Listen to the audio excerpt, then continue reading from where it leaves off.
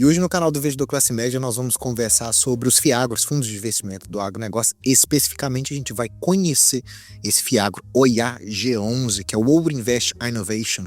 Nome bonito, né, pessoal? Entregando um dividend yield bastante atrativo. Vamos ver o que tem nessa carteira dele, quais são os ativos que ele está investindo, como que é a distribuição de dividendos.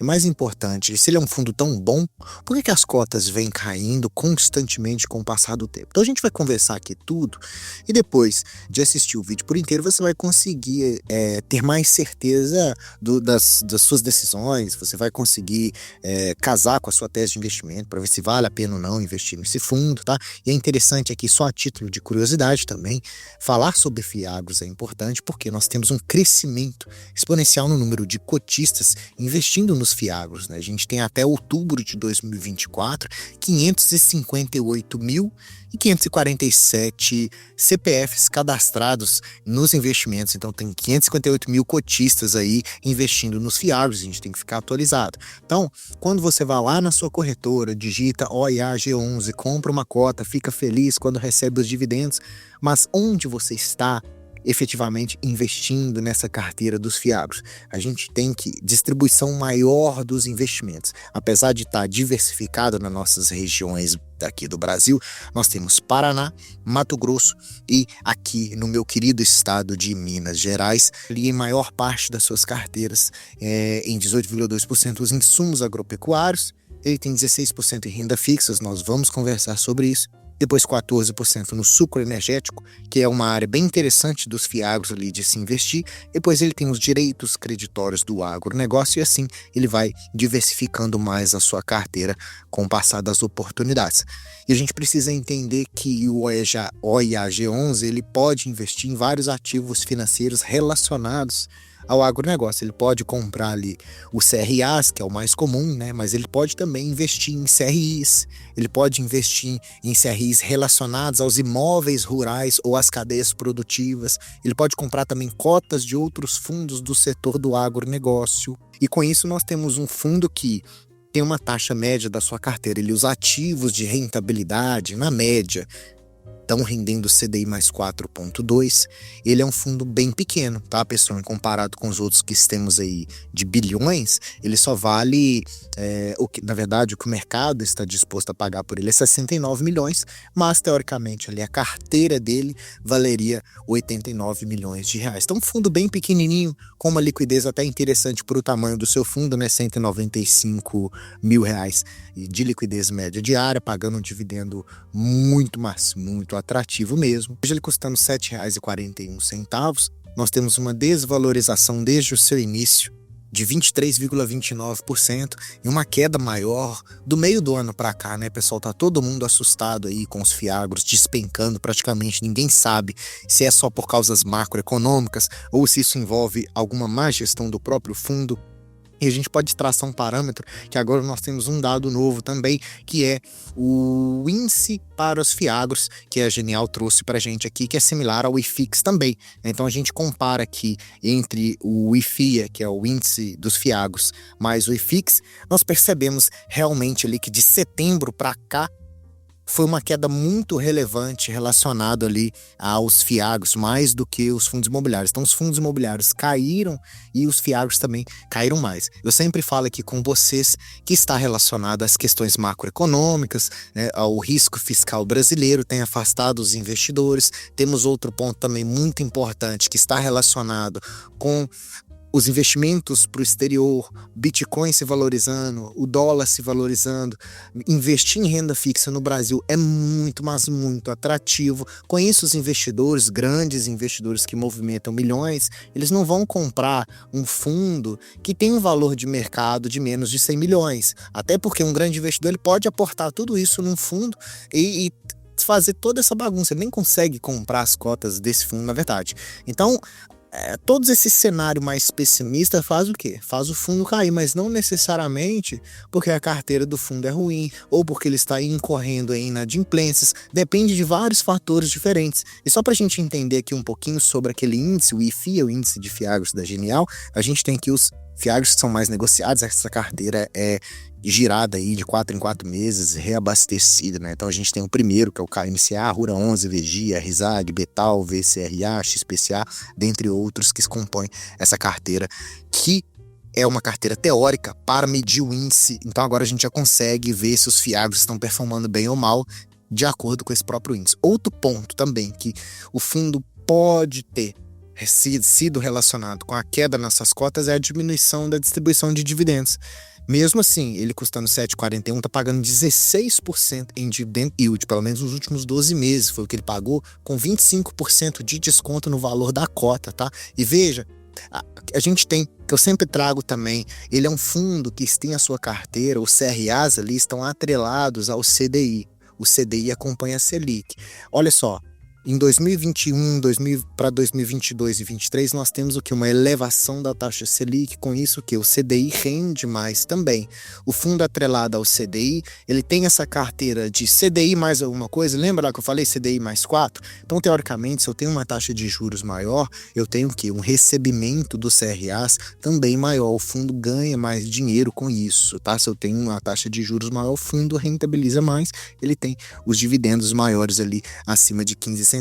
Eu tenho uma Selic que está em queda, num cenário mais positivo para o Brasil, mais pessimista para esses fundos, a gente tem diminuição de dividendos. Então, por isso que você pode perceber essa correlação entre a curva da Selic e a curva de distribuição de dividendos. Tá? Pode ser que de agora para frente, 2024, 2025, nós tenhamos aqui uma elevação da Selic, pode ser que o fundo venha a distribuir uns dividendos maiores, mas não é garantia de nada. Então, mesmo assim, 16% em yield é bastante atrativo. A gente precisa ver o que tem dentro dessa carteira. E o fundo ele ganha dinheiro de várias maneiras diferentes. Então, ele tem nas suas carteiras de investimentos lá, ou CRAs ou CRIs, que rende 7 centavos, ele ganha também um pouco de dinheiro com aquele valor da renda fixa, que é uma reserva de oportunidade que o fundo tem para alocar em comprar outros CRAs que sejam mais seguros, que sejam de boas empresas. Então ele está ali, enquanto ele não faz essas compras, né, com esse restante do dinheiro, ele aloca isso em renda fixa e rentabiliza para o próprio fundo.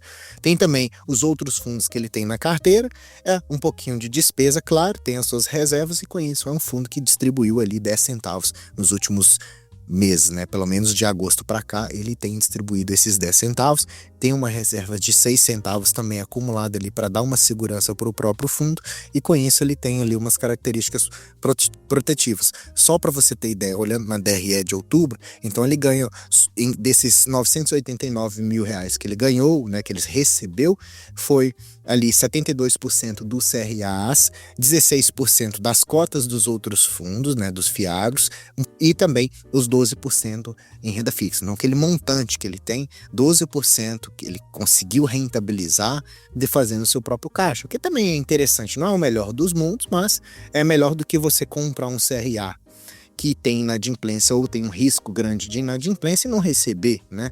Olhando isso, a carteira dele é uma carteira pequena também, né?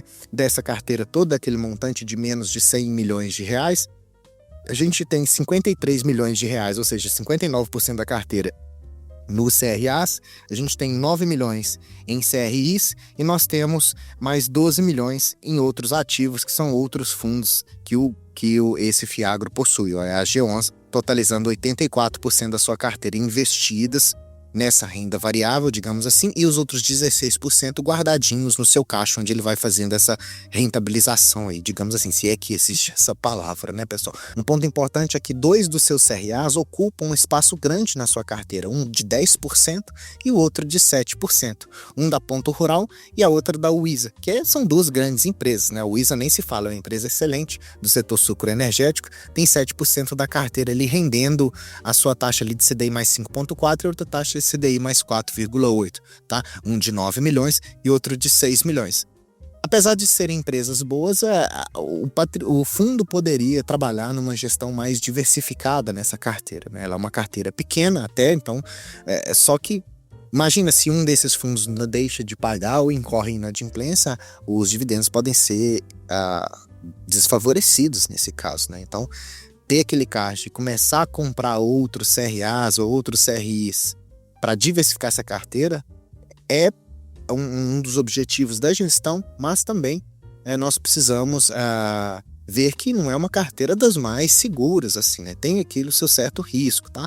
Mas, de qualquer forma, ele não tem nenhum tipo de inadimplência. Então, é um fundo que corre ali 100% saudável, né? É um fundo que, nesse mês, ele fez 3 milhões em compras de um CRA, da Cochupé, que também é uma empresa certificada, onde eles fazem toda uma avaliação, né? Sobrou ali 14 milhões de reais em caixas para fazer esses direcionamentos, os novos fiagros, né? Então, é um fundo que tem ali 6 centavos de cota de reserva. Então, é um fundo que está tentando ali fazer uma boa gestão e vem performando positivamente.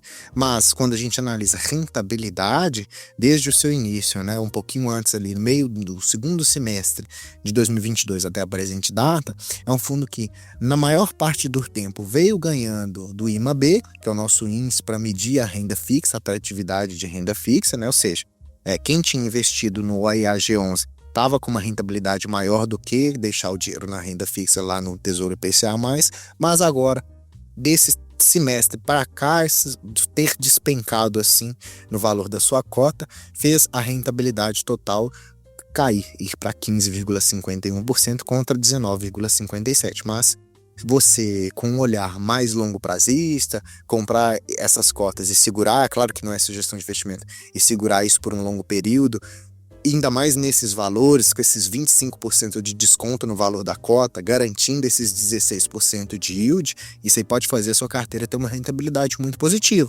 Mas entenda que o próprio segmento dos fiagros já tem o seu risco em si, que é de volatilidade muito grande, né? Cota sobe, cota desce o tempo todo.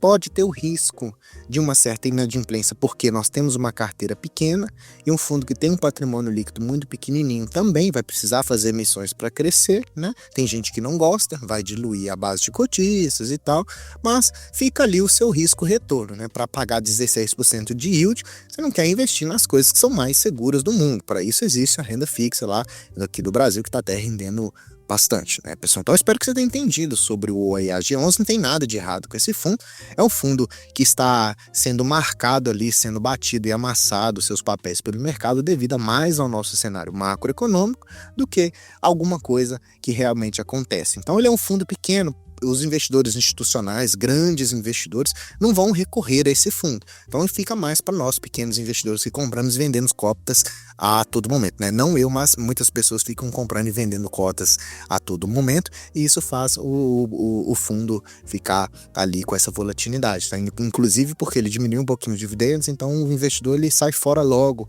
e isso faz o fundo ficar descontado. Se você vê que isso é uma oportunidade para você, fique à vontade, tome suas próprias decisões, mas agora você já sabe o que está acontecendo, se esse fundo é bom ou não, se ele tem risco ou não, se ele tem inadimplência ou não, tudo isso você descobriu aqui no canal, tá, pessoal? Se você gostou desse vídeo, deixa like pra mim, se inscreva no canal se você não é inscrito, ativando o sininho, porque eu faço vídeo todo dia tem vídeos totalmente diferentes, né? Hoje foi fiagros, mas tem vídeo sobre fundos imobiliários, tem vídeo sobre FINFRA, tem vídeo de análise de ações, tem vídeo da carteira do canal, tem vídeo de analisando a carteira dos inscritos, tá? Então tem vídeo para todo investidor ali tomar mais ciência e ficar mais resiliente nas suas decisões de investimentos, tá? Clique no botão seja membro, seja parte da família, fortaleça aqui o nosso vínculo com o canal, me ajude a crescer mais para que eu possa fazer vídeos com mais qualidade, me doar mais aqui por vocês, porque hoje você assistiu o canal do Investidor Classe Média, eu sou o Gustavo, te vejo no próximo vídeo, até mais.